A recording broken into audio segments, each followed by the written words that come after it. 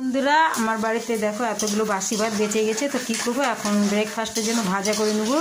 তো আমি কড়াইয়ে তেল দিয়ে দিচ্ছি, কড়াইয়ে তেল দিয়ে বাদামটা দেওয়া হয়ে গেছে, ভাজা হচ্ছে, সেই টেস্টি লাগবে, তোমরাও খুব ট্রাই করবা। এই যে ফুলকপি আলু কেটে নিয়েছি ছোট ছোট করে, তার মধ্যে পেঁয়াজ আর লঙ্কাও কাটা হয়ে গেছে, তোমরা পারলে অনেক কিছু দিতে পারবা। বাদামটা ভাজা হয়ে গেছে লাল করে, এবার আমি উঠিয়ে নেব।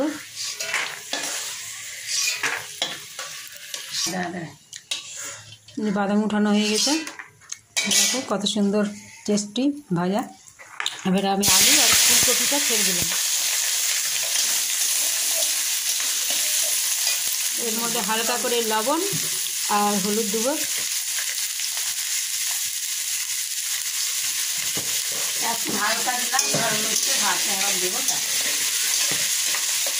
একটু হলুদ,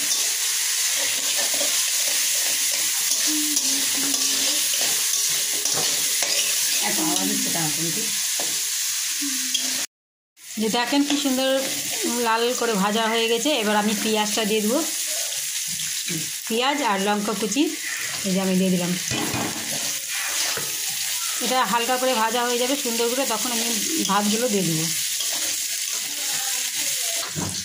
এই যে দেখেন কি সুন্দর লাল করে ভাজা হয়ে গেছে, এবার আমি বাসি ভাতগুলো দিয়ে দেবো।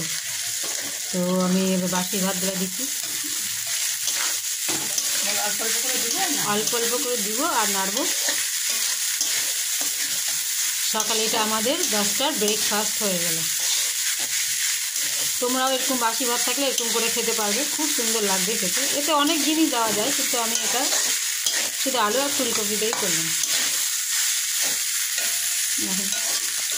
একদম সেম পোলাওয়ের মতো লাগছে না? আমাদের সকালের ব্রেকফাস্ট টিফিন।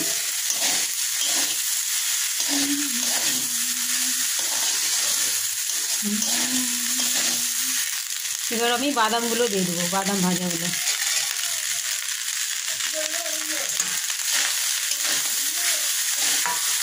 এই যে বাদামগুলো এবার দিয়ে দিলাম।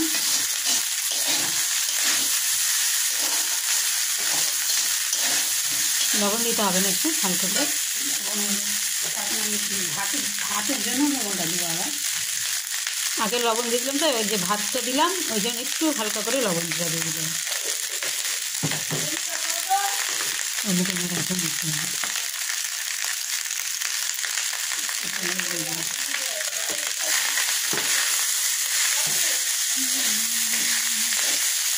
এই যে